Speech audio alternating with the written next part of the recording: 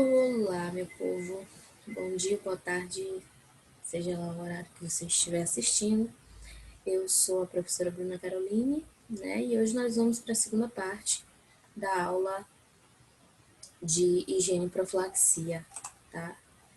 Perguntando, professora, mas tem tanta coisa assim para estudar dessa matéria? Tem higiene e profilaxia, não diz respeito somente à higiene, né? Mas diz respeito a uma série de coisas que envolve, né?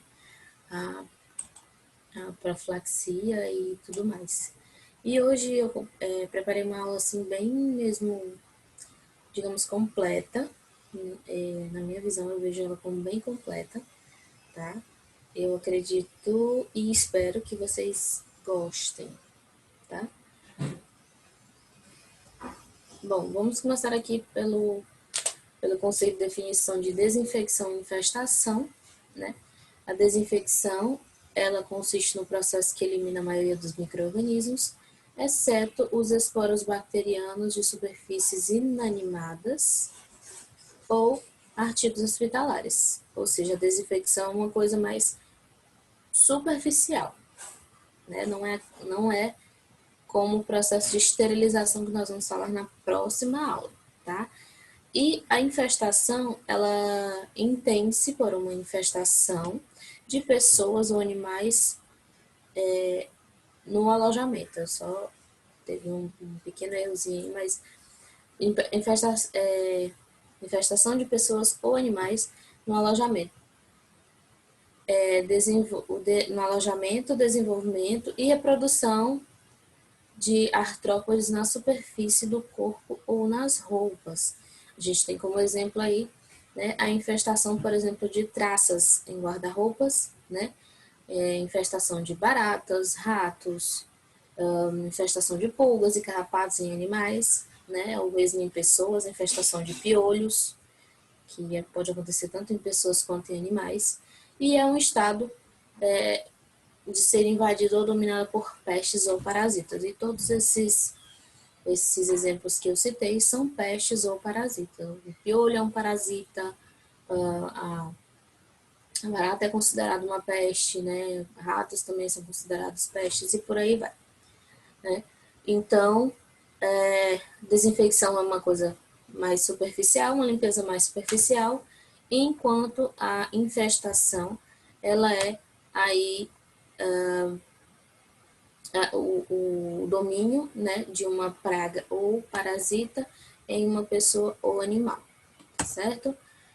E nós temos aqui a desinfestação. A imagem não ficou muito boa, né? Eu não consegui achar uma imagem que descrevesse melhor, mas e também essa aqui que eu achei ficou meio assim, mas vamos lá. Aqui, acho que dá para vocês entenderem, né? A imagem que tem aqui, nós temos aranhas, formigas, baratas, ratos, besouros, mosquitos e esses bichinhos pequenininhos. Tem um escorpião ali também que não dá para ver direito. Moscas também são exemplos de pragas, né?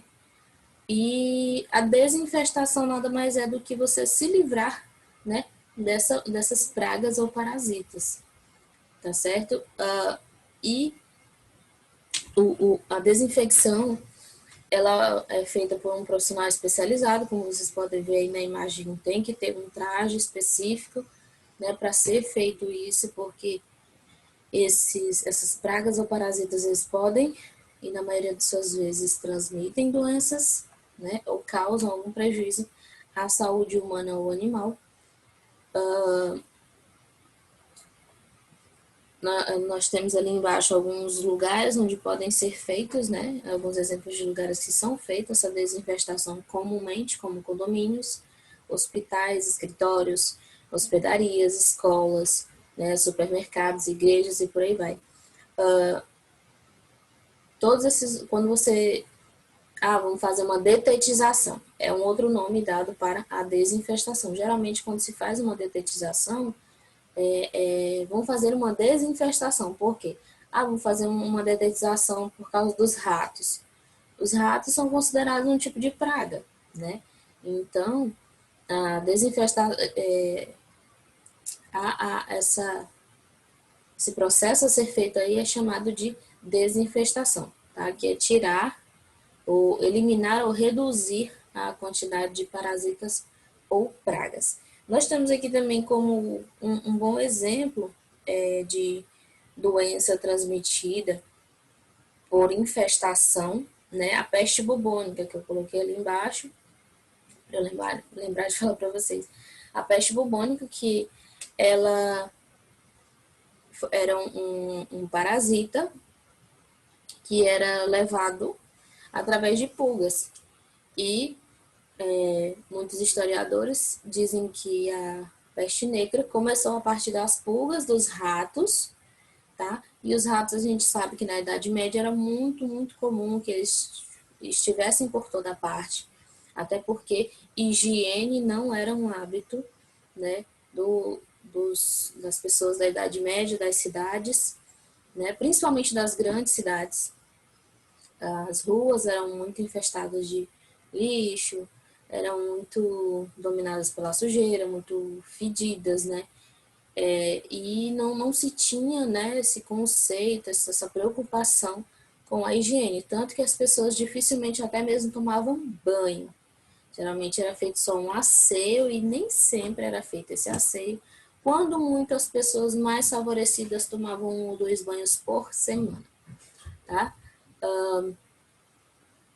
Enfim, a peste bubônica, ela foi uma decorrência, né, da infestação de pulgas e também da infestação de ratos, porque as pulgas estavam nos ratos, né, e essas pulgas elas podiam andar por todo canto, elas não andavam somente por causa dos ratos, elas podiam acompanhar outros bichinhos também, que tivesse algum tipo de pelo, né, que andasse próximos das casas, elas subiam pelas paredes das casas, até mesmo pegam nas roupas, né, e nisso elas picavam as pessoas, né, e transmitiam aquele parasita que elas carregavam.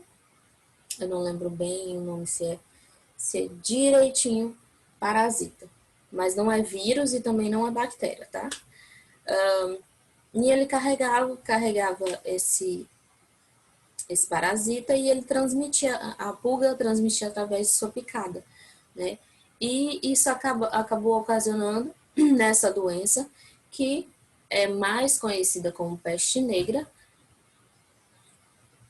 ou peste bubônica, né? Foi dado o nome de peste bubônica pelo fato de que o desenvolvimento da doença se dava por pústulas grandes, por bubões, né, chamados bubões na pele, onde inflamavam e chegavam a explodir, né, chegavam a se abrir, né, virar uma ferida, e aquilo ali, esse parasita, ele atingia muito o sistema linfático, ou seja, acabava atingindo também o sistema de defesa, né, da pessoa infectada. Não tem documentado, por exemplo, pelo menos nas minhas pesquisas eu não vi relatos de que isso acontecia com animais também, tipo macacos ou cachorros, gatos, né, animais domesticáveis. Mas nas pessoas acontecia dessa forma, tá? E essa doença foi responsável por dizimar aí em torno de 1/3 da população europeia, tá? Então, assim, foi uma doença muito grave que se espalhou muito rápido e só a partir disso, né, as pessoas passaram a se preocupar um pouco mais com a higiene. Como eu falei, as pessoas não tinham muito esse hábito, né, mas perceberam ao longo dessa pandemia de peste bubônica, assim como que a gente está vivendo agora, que matou muita gente, mas me respeitem, quer dizer, me desculpem as pessoas, né, que perderam parentes, que, né, tiveram aí alguma sequela do coronavírus, mas não chegou ainda nem perto de parecer com a peste bubônica, porque, na minha opinião, foi a maior pandemia que já existiu. E vocês podem pesquisar aí e verem as informações direitinho a respeito dessa doença que foi provocada por uma infestação. E a desinfestação, né, para a diminuição dessa doença começou pela eliminação dos ratos e depois que se descobriu que realmente era das pulgas, né, começar a desinfestação dessas pulgas também. E a gente vai falar agora sobre a área hospitalar, e não há como falar sobre a área hospitalar e não contar a história do hospital primeiramente, tá? Então, hospital ou nasocômio, como era chamado, é um local destinado ao atendimento de doentes para proporcionar o diagnóstico e pode ser de vários tipos: laboratorial, clínico, cinesiológico ou funcional, e o tratamento necessário, né, para o diagnóstico encontrado. Documenta-se o vocabulário português hospital do século XVI, talvez por influência do francês, né, hôpita, ou hópita, né, no século XII, derivados da forma comum do latim hospitale, relativo a hóspede, hospitalidade, adjetivo neutro substantivado de hospitais, né, ou casa que hospeda. E para Foucault, né, o hospital como instrumento terapêutico é uma invenção relativamente nova, que remonta ao final do século XVIII. Então, assim, hospital não tem tanto tempo assim, né? O que se chama de hospital hoje não tem tanto tempo de existência. Se bem que antigamente, né, Idade Média e antes disso, Idade Baixa, chamada, né, também haviam lugares onde se cuidavam de doentes, mas a maioria desses lugares eram nas próprias casas. As pessoas cuidavam dos seus doentes em casa, não tinham um lugar, vamos levar o fulano em lugar tal. Tanto que muita gente morria em casa e era enterrado próximo de sua casa. Porque não tinha um hospital, um lugar. Às vezes tinha um curandeiro, né, uma pessoa que levava, que mexia com ervas, um chamado médico. Quando se começou a usar esse termo, né, um médico, chama um médico, chama o especialista lá, né. Houve um tempo em que essas pessoas que faziam curas, né, de doenças ou tratamentos eram chamados também de barbeiros, que eram aquelas pessoas que entendiam alguma coisa, mas não eram médicos. Eles já existiam, né, os médicos, mas existiam os barbeiros, que era para aquelas pessoas que não podiam pagar médicos, e esses barbeiros foram se desenvolvendo no seu entendimento, né, e começando a fazer uma extração de dente, a retirada de um comedão, né, no rosto, quem não sabe é espinha grande, né, e fazendo outras várias coisas. Era muito comum também, antigamente, se arrancar dente na barbearia. E daí se originou, né, que o barbeiro deixou de fazer só barba e cabelo e passou a ser uma espécie de médico, né? Mas um médico da população mais pobre, tá? E segundo essa mesma pessoa aí, a consciência de que o hospital pode e deve ser um instrumento destinado a curar aparece claramente em torno de 1780. Ou seja, não tem tanto tempo assim, né, que o termo hospital passou a ser usado. Essencialmente, nem tudo foi chamado de hospital, correspondente ao que conhecemos hoje, né, como eu falei. Eram chamados, muitas vezes, hospedarias, alguns hotéis, né, ou pousadas, que a gente chama, mas naquela época era hospedaria, que tinha uma parte que hospedava pessoas e tinha uma parte que hospedava doentes, tá? E tinha uma pessoa responsável por fazer principalmente cuidados paliativos. Isso começou a acontecer devido às grandes viagens, né, que as pessoas faziam, e aí, tipo, meu companheiro adoeceu no meio da viagem. Não vou deixar ele aqui no meio da rua, então vou levar ele para uma hospedaria. E ali aquela pessoa ficava tratando de sua doença com a ajuda dos donos da hospedaria e com a ajuda de seu amigo. Às vezes o amigo deixava a pessoa lá para ir buscar um parente ou prosseguir caminho para depois voltar, né? Enfim, acontecia de ficar com acompanhante ou sem acompanhante, mas era cuidado dentro de uma hospedaria, tá? E aqui a gente tem um pouco do que era, do que já era considerado um hospital, né? Aglomeração de camas, né? Pessoas e os acompanhantes, né? Nenhuma divisória, nenhuma privacidade, a não ser os próprios lençóis, tá? Algumas janelas. Isso aí já é um ambiente bem bonito mesmo, do que era considerado um hospital, porque assim, quando se começou, eu falei não só das hospedarias, mas também de lugares onde eram tratados soldados de guerra, né? Onde também surgiu, onde foram reconhecidas as primeiras enfermeiras e foi onde a precursora da enfermagem, Florence, né, se destacou e foi reconhecida num ambiente de pós-guerra, né, que era, ela cuidava, se oferecia para cuidar dos feridos, né, na Guerra da Crimeia, e recebeu seu reconhecimento e destaque lá. Mas, enfim, isso aqui, como eu estou falando, é um ambiente muito bonito comparado ao que era o hospital antigamente, porque não tinha... quando se começou a fazer isso, essa organização, né, de camas, assim, de leitos, de doentes, era bem sujo. Aqui a gente está vendo limpo, né? Tem uma poeirinha por aí, claro, mas era um ambiente geralmente escuro, sujo, onde as pessoas faziam suas necessidades ali mesmo, porque não tinha um ambiente separado para isso, não tinha o que a gente tem hoje muito facilmente, que são as comadres e os papagaios, né? Não tinha isso, às vezes o que muito que tinha era um pinico, muito que tinha, e nem sempre as pessoas, os mais doentes, acamados, conseguiam, né, fazer suas necessidades nesse pinico, então acabava ficando pelo chão ou pelas camas mesmo. E não tinha uma quantidade de pessoas para estar fazendo essa assistência que hoje a gente tem os técnicos de enfermagem e até muitos enfermeiros que fazem isso, né? Fazem essa parte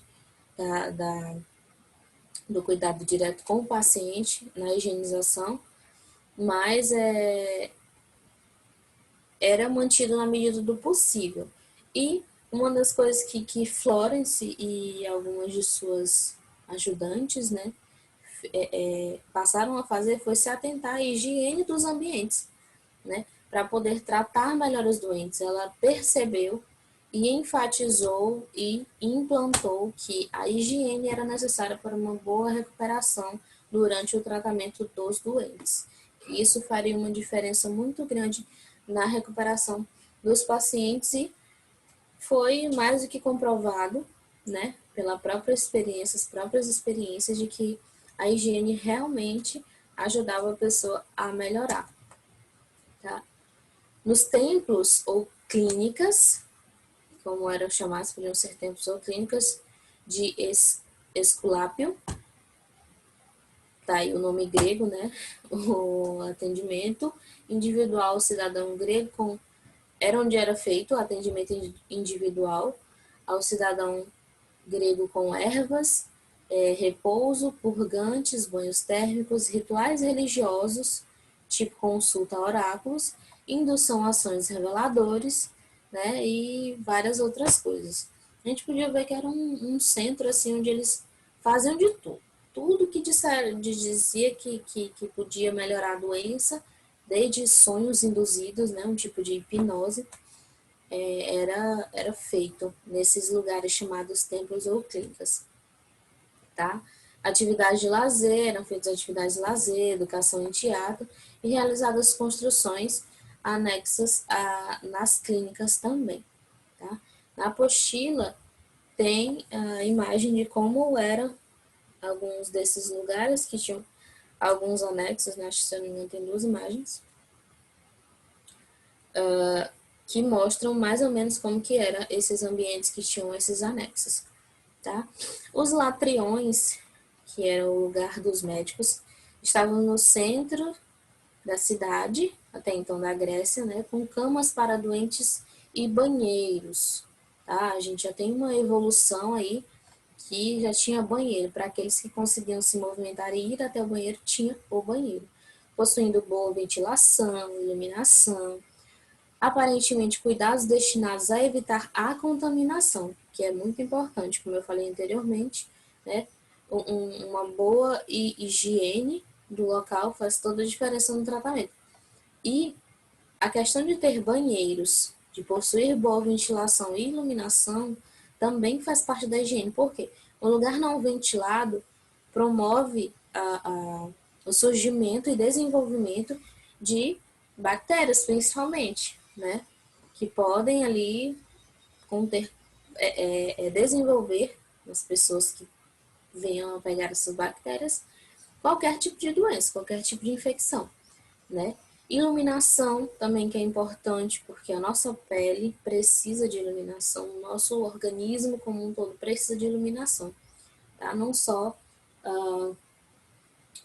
o sol, mas uma iluminação. E naquele tempo, como só existiam lamparinas, né, como é que chama? Lamparinas e lampiões, né? Durante o dia se deixava as janelas abertas, né, para correr essa ventilação.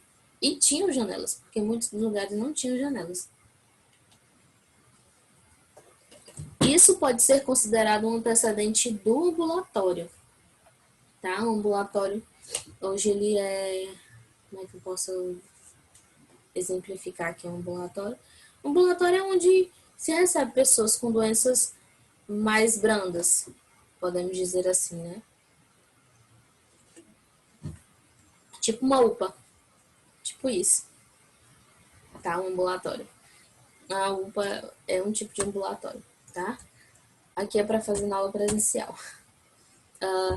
No princípio do século XIX, os serviços médicos de cuidados de emergência pré-hospitalar foram iniciados para recuperar o maior número possível de combatentes, às ordens de Napoleão Bonaparte.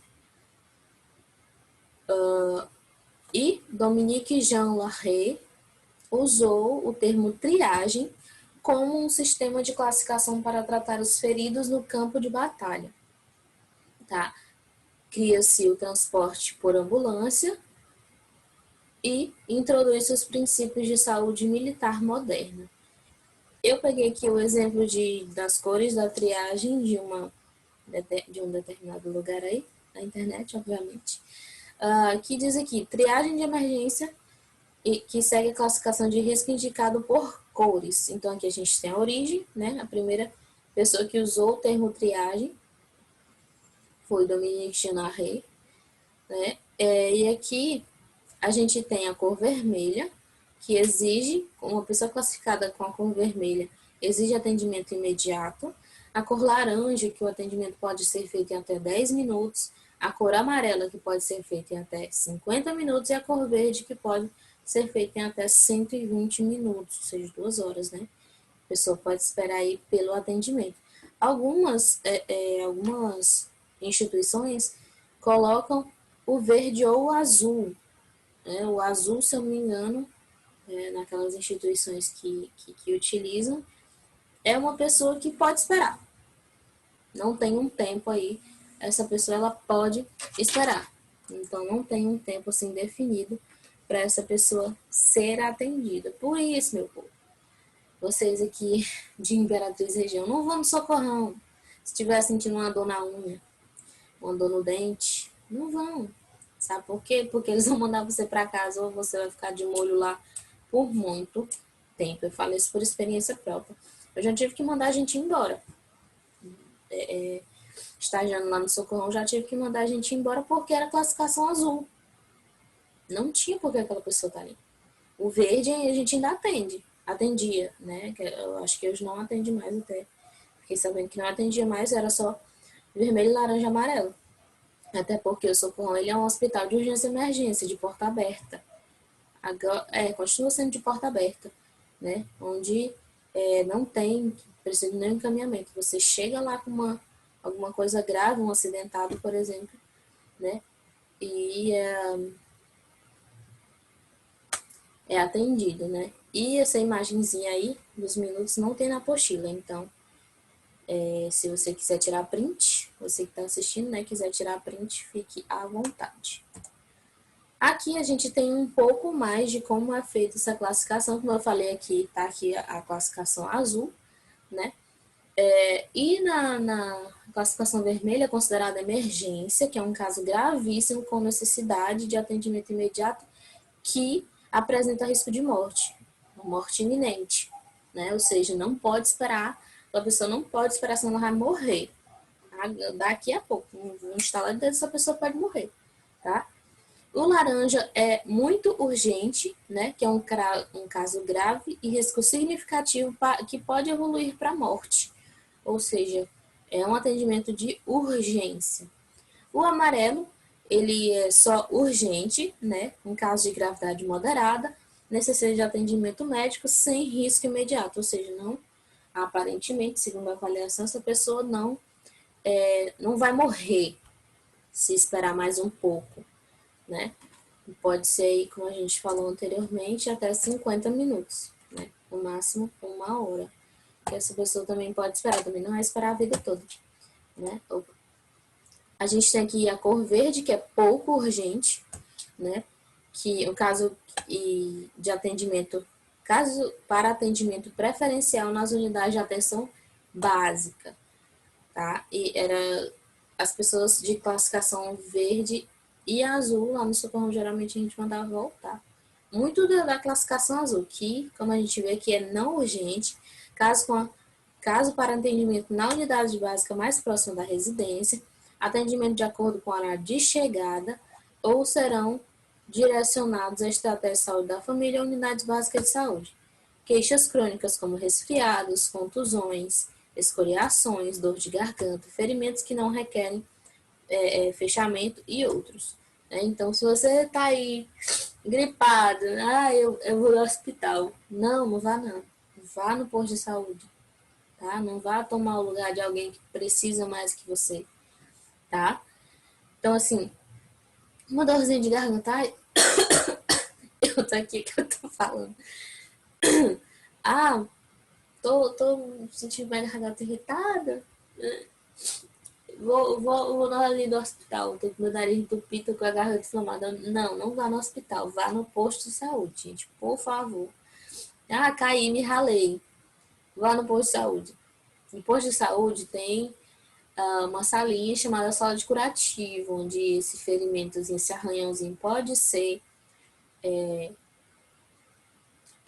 limpo, né? E a enfermeira ou o médico, se tiver disponível, pode prescrever alguma coisa para você para dor, tá? E você já pode pegar direto na unidade básica de saúde, se tiver também, tá? Em caso de acidente automobilístico, né?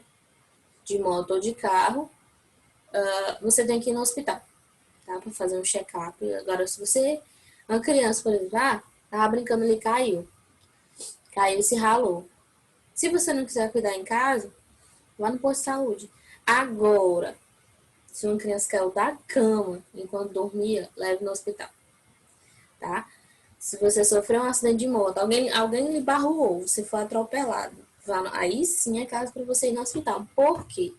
Porque a gente nunca sabe o que aconteceu, se você realmente só se ralou ali por fora. A gente está vendo por fora, a gente não sabe por dentro.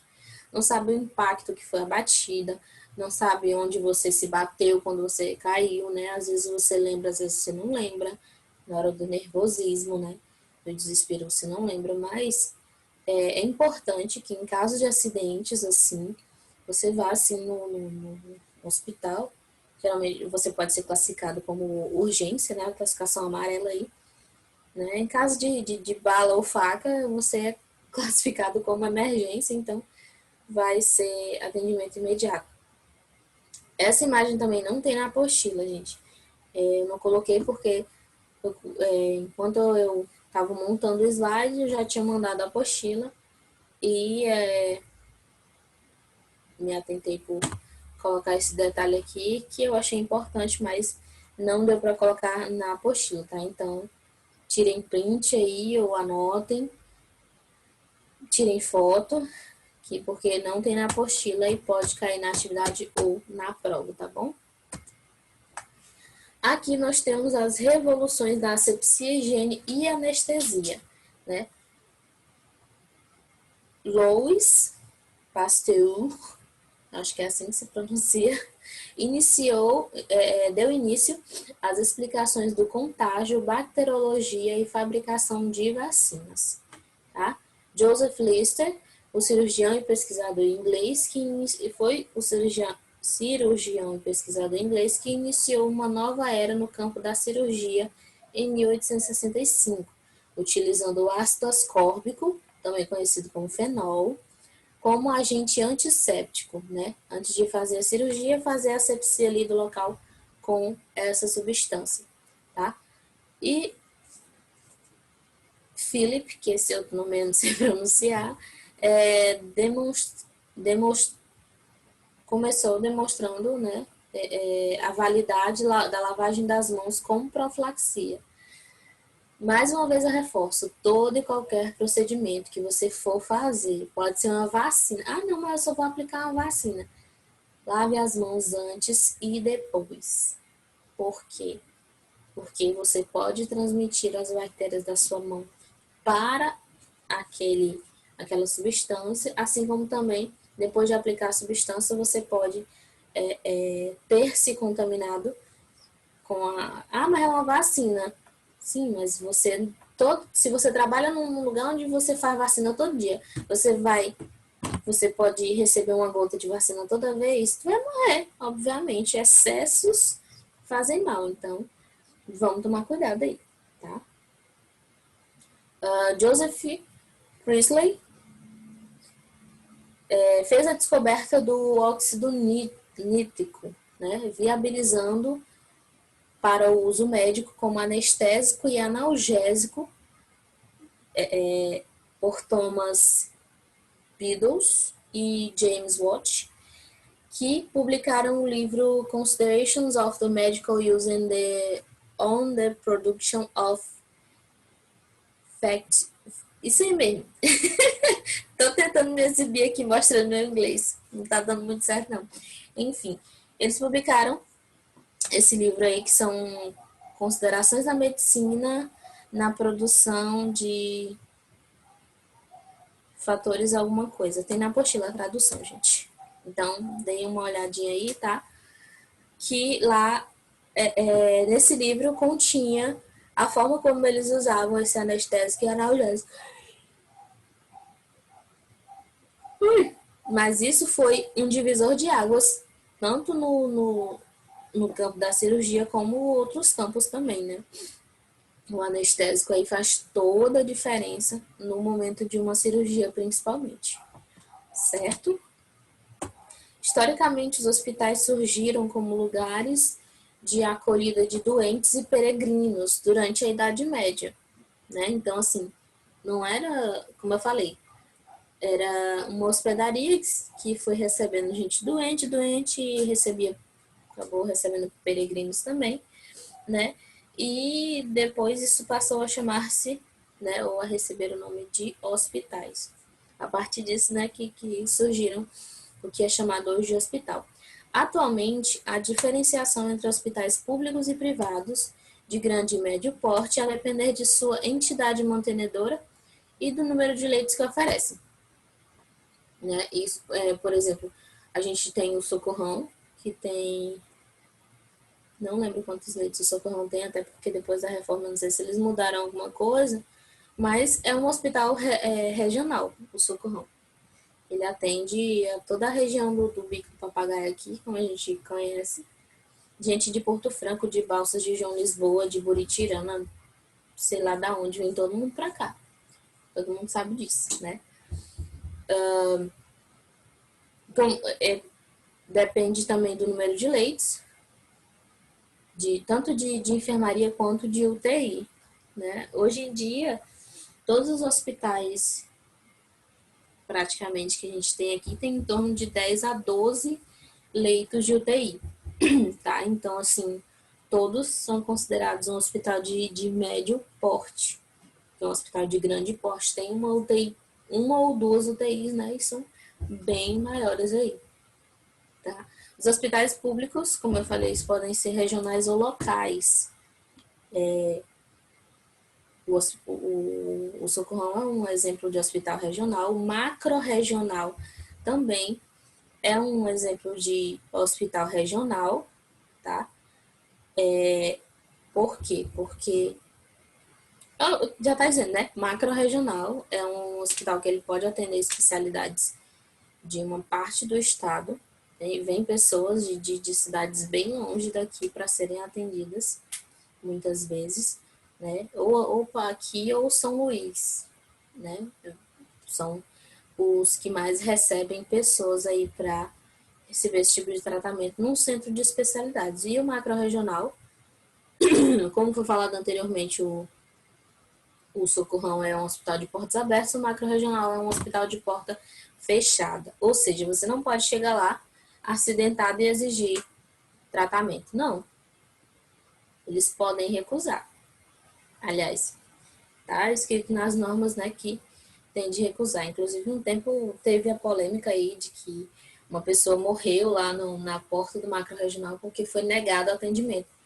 Porque o cara estava infartando e lá não era o lugar onde ele tinha que ir. Ele tinha que ir pro Socorrão. Ele tinha que ir pro Socorrão. Por quê? Porque o Socorrão é onde ele iria receber um atendimento imediato. Se ele estava infartando, né? O hospital macro-regional, ele não é um hospital que, se você sofrer um acidente, se tem um parente seu ou você está infartando, tendo um derrame, seja lá o que for, não é o lugar para você ir. Lá é um centro de especialidades médicas, onde são feitas cirurgias eletivas, tá?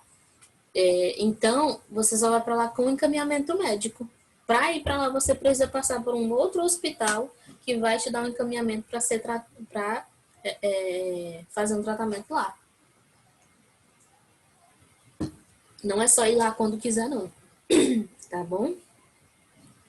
Os hospitais privados são considerados apenas locais. Ah, professor, mas o Albert Einstein, o Sírio-Libanês, eles são hospitais de grande porte, mas são hospitais locais. Só que a gente do Brasil inteiro, quem tem, né, grana, vai de qualquer lugar e eles vão receber. Por quê? Porque lá quem paga é quase isso, né? Quem paga é quem manda.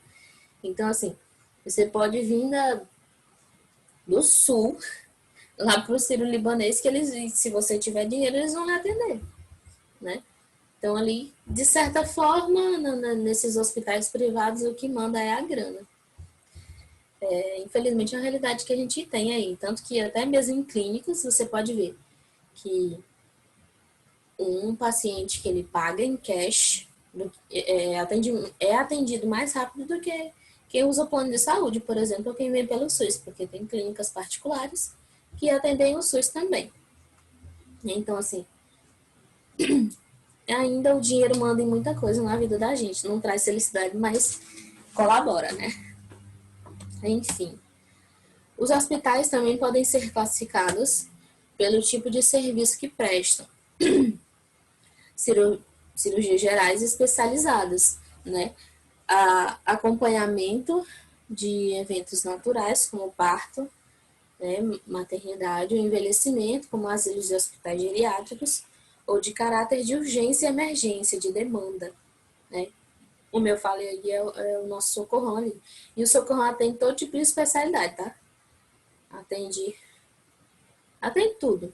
Mas aqui na região, na Imperatriz região, aliás, Imperatriz, que atende toda a região, a gente tem uns exemplos aí de hospitais de especialidades como um hospital do câncer, que é ali o São Rafael, tem a ala de oncologia, temos aqui também a clínica Oncorrádio, né, que é especializada em oncologia.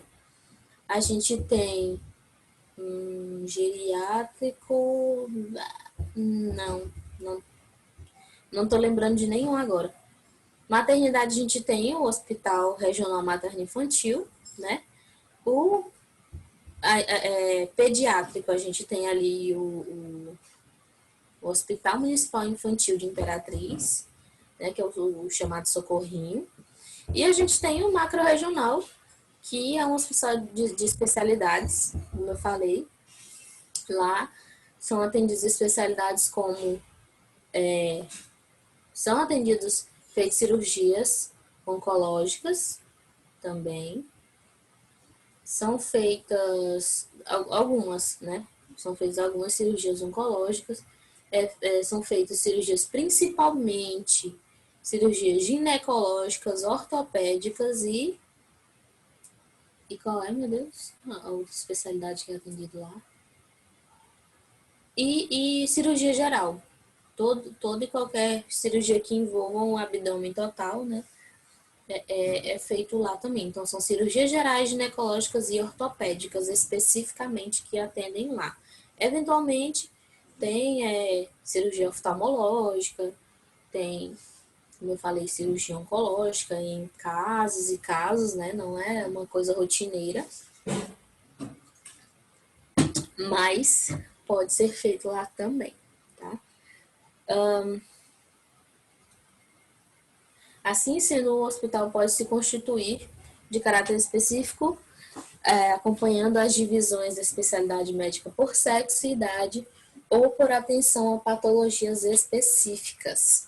Como eu falei aí, né, hospital do câncer, hospital psiquiátrico ou de oftalmologia e várias outras especialidades.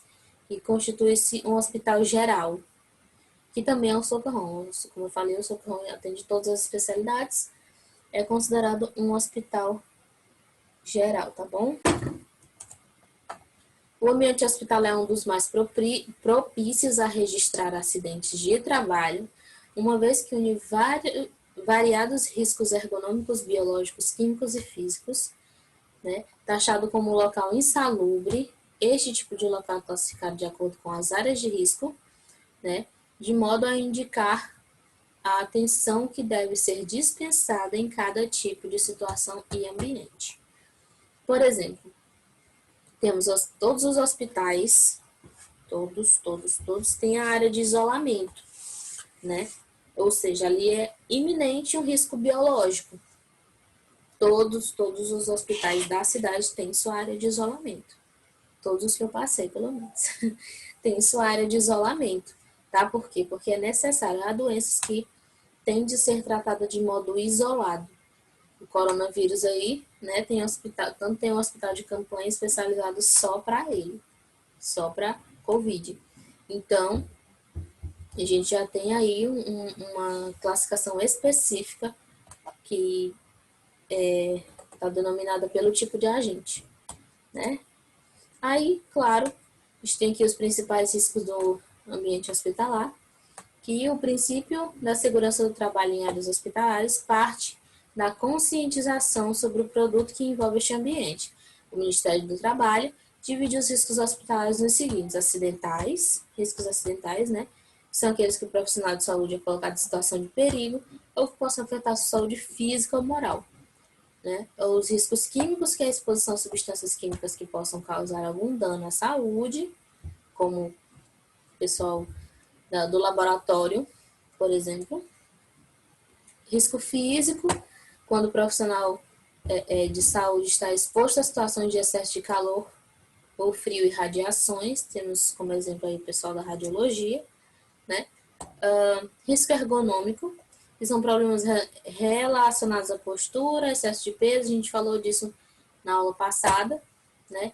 Podem causar traumatismo em regiões como a coluna, braços e pernas. Temos também os riscos biológicos, e independentemente da sua função, o profissional de saúde está sempre exposto a risco de agentes biológicos como vírus, fungos e bactérias.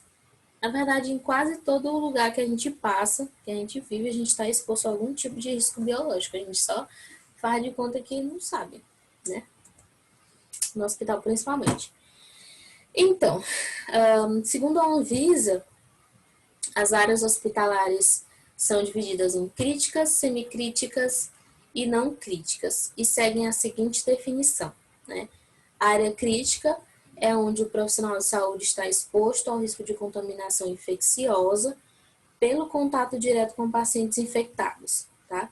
Quanto mais alta é a transmissibilidade da doença, ainda mais crítico é o risco que o profissional corre, tá? E como exemplos aqui de área crítica nós temos a CME, que é a Central de Material de Esterilização ou esterilizado, a UTI, a lavanderia do hospital, as salas cirúrgicas, unidades de isolamento, bancos de sangue e unidades de hemodiálise.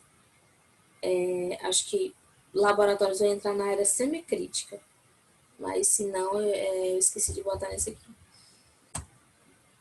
Então, todos esses ambientes são áreas críticas do hospital, né? Onde a gente deve ter o máximo de cuidado possível.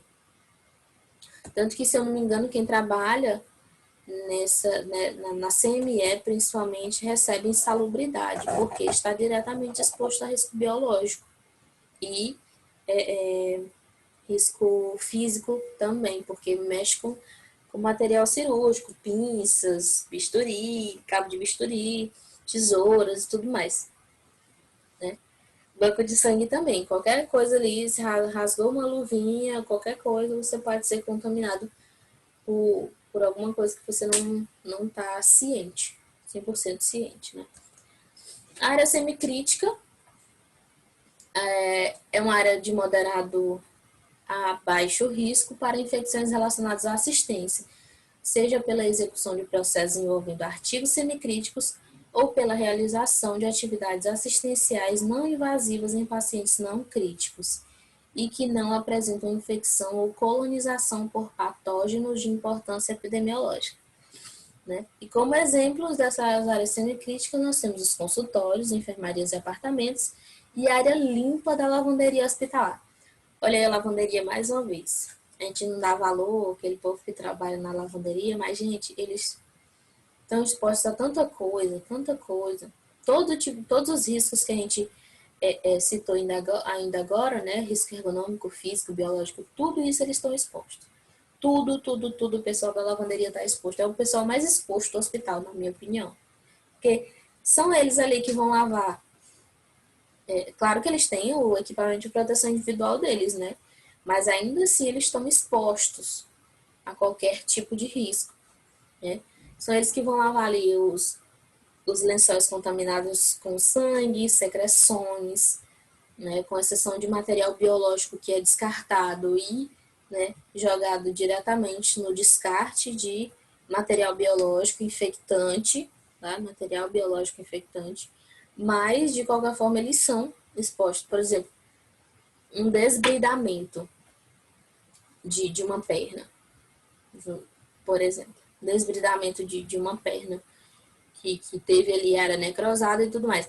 Aquele desbridamento ele vai pro lixo biológico infectante, ou seja, ele não vai passar pela lavanderia diretamente, ele vai, né, para a coleta seletiva que o hospital destina. Porém, os materiais que foram utilizados nessa cirurgia de desbridamento vão para a CME. E os tecidos que foram usados ali, né, os campos utilizados vão para a lavanderia. E naqueles campos vão ter todos os agentes biológicos, os patógenos vão estar todos ali, o sangue da pessoa. Por exemplo, se a pessoa teve uma sepse, que é infecção generalizada, a pessoa da lavanderia vai estar exposto ali aquele sangue, né? Claro que cada um desses, todos esses campos, esses lençóis, tem um material específico que eles são lavados, uma substância específica utilizada neles. Porém, não deixa de expor o pessoal da lavanderia, tá? E a área não crítica, né?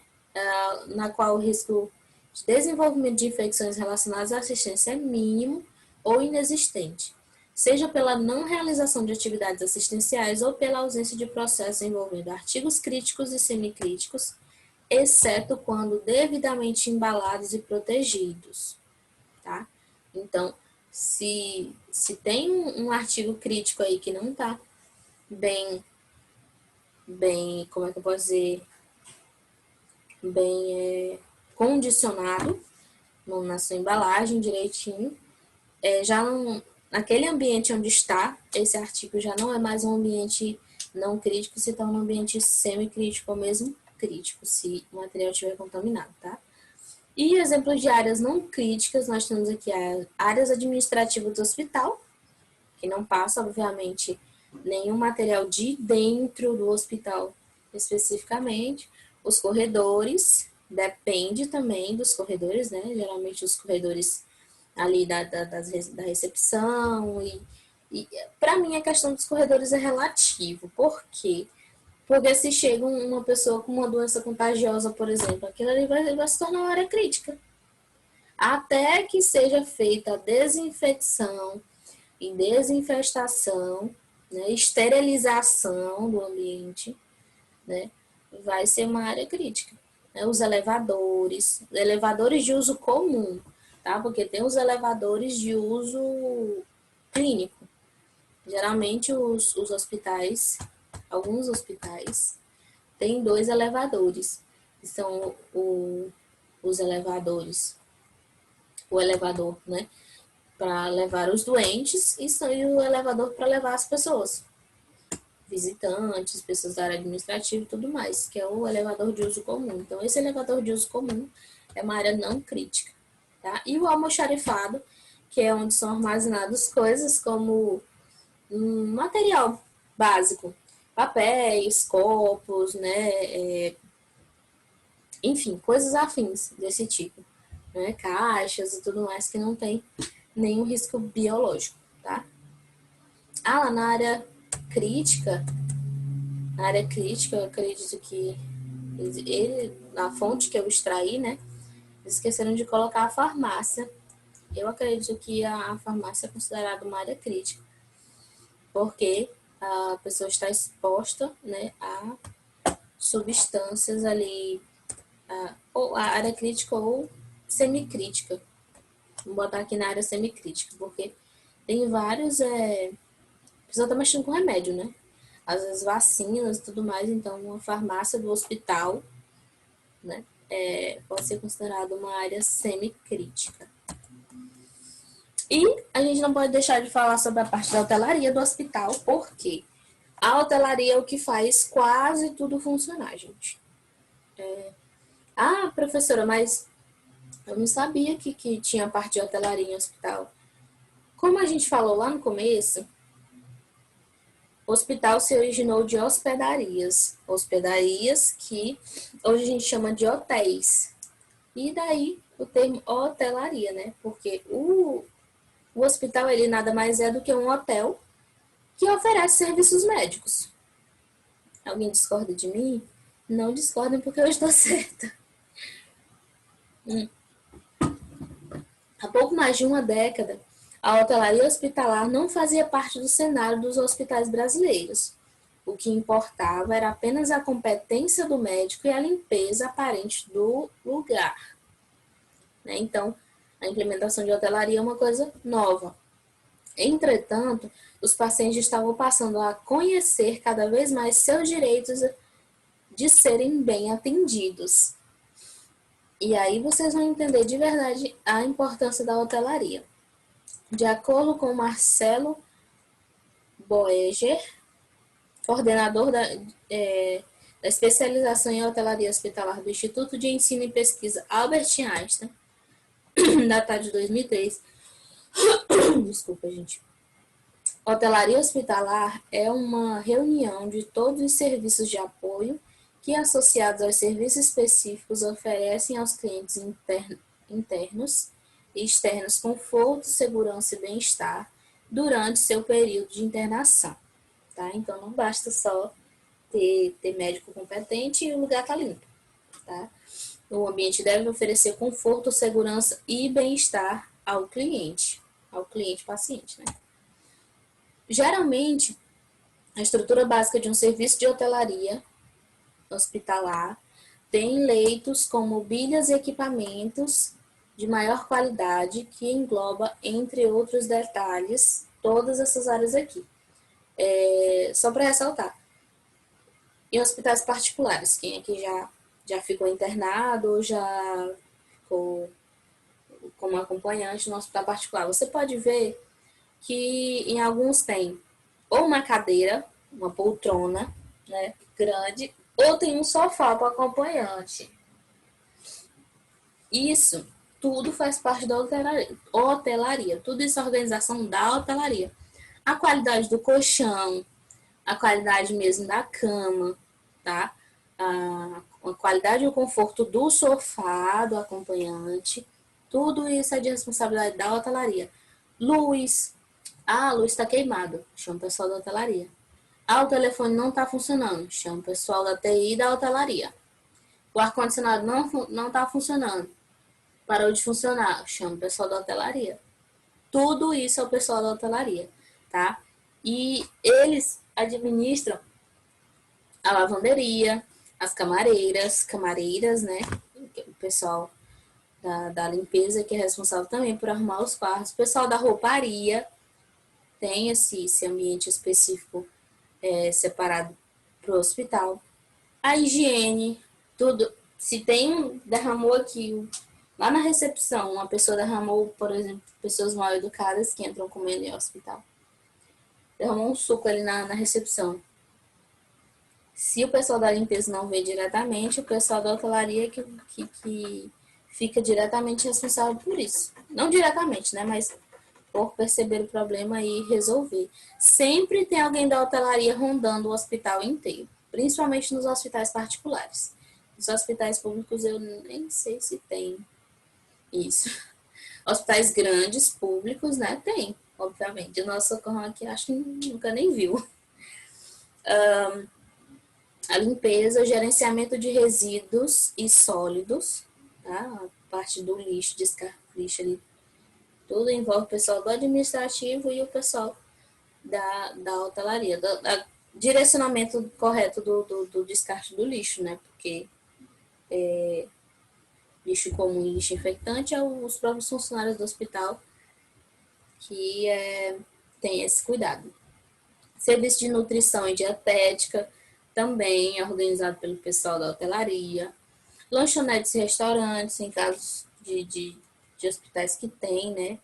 Paisagismo, né? Aquela visibilidade do ambiente hospitalar, as cores, as cores dos móveis, as cores das paredes, das portas, tudo isso o pessoal da hotelaria está envolvido. Segurança e áreas de lazer, né? Tem alguns hospitais aí de especialidades, principalmente, que oferecem alguma areazinha de lazer, né? Por exemplo, quem leva crianças, eles oferecem um ambientezinho para as crianças brincarem. Tudo isso é de responsabilidade do pessoal da hotelaria, tá? Comissão de Controle de Infecção Hospitalar, que é a chamada CCIH. Não sei se você já tinha ouvido falar, mas esse órgão existe dentro do hospital, é obrigatório ter. E, para a gente começar a falar de CCIH, primeiro a definição de infecção hospitalar, que é uma infecção que se desenvolve em um paciente hospitalizado ou atendido em outro serviço de assistência que não padecia nem estava incubando a doença no momento de sua hospitalização, ou seja, ele adquiriu aquilo no hospital, durante a sua estadia no hospital. Isso é chamado infecção hospitalar, tá? Então, a CCIH é um órgão de assessoria à autoridade máxima da instituição, sendo normatizada legalmente de acordo com a portaria 2616 de 98 do Ministério da Saúde, tá? Que tem como finalidade elaborar, executar e avaliar as ações de prevenção e controle de infecção hospitalar, tá? Esse aqui é um símbolo que algumas instituições usam, né, para caracterizar a CCIH e pode mudar um pouquinho, talvez as cores. Tem instituição que muda totalmente. Eu botei aí para exemplificar, né, como que pode estar exposto em alguns lugares o slogan da CCIH, tá? Aqui são algumas das competências da CCIH, que consiste em elaborar, implementar e manter manter e avaliar o programa de controle de infecção hospitalar, adequado às características e necessidades da instituição, de acordo com as diretrizes da CCIH. A CCIH, ela tem, né, suas próprias diretrizes, né? Ela, como foi falado anteriormente, é um órgão legal que precisa ter dentro de toda e qualquer instituição hospitalar, tá? Precisa ter a CCIH. Se o Ministério da Saúde, se não for aprovado, quer dizer, se um hospital não tiver uma CCIH, ele não é licenciado pelo Ministério da Saúde para exercer seus serviços. Por quê? Porque infecção hospitalar, infelizmente, é uma coisa recorrente. Tem hospitais que têm um índice baixíssimo, mas é muito difícil ter um hospital que tem um índice zero de infecção hospitalar. Talvez zero em um determinado período, né? Mas não, por exemplo, em um ano inteiro, um hospital ter um índice de infecção hospitalar zero. Isso é possível. Dá por mais cuidado e higienização. Pelo menos eu não tenho conhecimento. Se alguém tiver conhecimento aí, por favor, deixe nos comentários. Ou, ou me fale em sala de aula, né? Se você assistir depois essa aula ao vivo comigo, tá? E também tem a competência de implantar e manter o sistema de vigilância epidemiológica das infecções hospitalares, tá? A CCIH, gente, é um órgão bem complexo, assim. Quem for trabalhar na CCIH tem que estudar muito, muito mesmo. Então, eles são responsáveis por essa questão de epidemiologia, que não é uma coisa tão fácil. Epidemiologia é só saber das epidemias. Não, gente, não é tão simples assim. Eu tive a matéria de epidemiologia na faculdade, não é simples, eu quase não consigo passar, mas eu estudei mais um pouquinho e passei. Na matéria de epidemiologia, não é uma coisa fácil, não é. Então, assim, o pessoal da CCIH tem um trabalho bem, né, que não, realmente não é considerado fácil. E, geralmente, os coordenadores e responsáveis pela CCIH são enfermeiros, né? Tem técnicos de enfermagem também que podem trabalhar na CCIH, né? Mas, principalmente os enfermeiros aí que estão responsáveis, né, por esse ambiente. Outra competência também é realizar a investigação epidemiológica de casos e surtos, sempre que indicado. Se em uma semana, teve um índice registrado de tantos números de uma infecção por uma determinada bactéria. É a CCIH que vai fazer a investigação de uma possível origem daquele micro-organismo, como eliminá-lo, como vai ser feito todo o processo para que essa infecção com esse micro-organismo específico não ocorra mais ou que diminua o máximo possível, tá? A CCIH também é responsável por promover medidas de contenção de surtos infecciosos que venham a ocorrer no hospital, propondo ações a serem executadas, tá? A CCIH também é responsável por coletar, analisar e divulgar,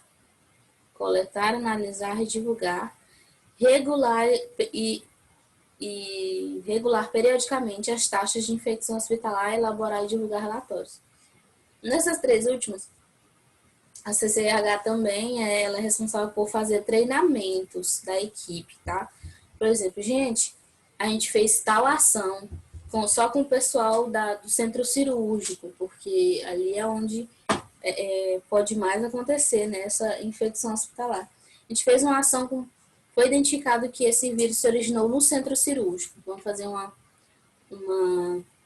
ação com o pessoal do centro cirúrgico. Não resolveu, vamos fazer uma ação com o pessoal das enfermarias. Não resolveu, vamos fazer um treinamento com o pessoal do hospital inteiro, tá? Então, a CCIH, ela passa, depois de ter feito, né, toda a reunião com todo o pessoal, ela sempre passa, olha, se atentem a isso que foi instaurado pela CCIH, esse comportamento aqui, essas atitudes, tal, para reduzir o índice de infecção por tal micro-organismo, assim, assado. certo? E aqui são algumas das fichas, deixa eu ver se eu botei todas. Aqui eu peguei no site da EBSER, tá? Que são algumas as fichas e documentos utilizados, algumas não, as fichas e documentos utilizadas pela CCIH, que são a ficha de busca ativa com critérios, a ficha de busca ativa, que é só a frente, ou de critérios é a parte posterior, procedimento operacional padrão, higienização das mãos. Gente, procedimento operacional padrão é uma coisa básica de hospitais. Todo hospital deve ter um POP, chamado POP, né? Procedimento operacional padrão. Deve ter ou para o hospital inteiro, ou só para o centro cirúrgico, mas tem que ter um POP, tá? Um protocolo que é chamado procedimento operacional padrão. Livro de procedimento operacional padrão, tá? Para mim isso é muito importante.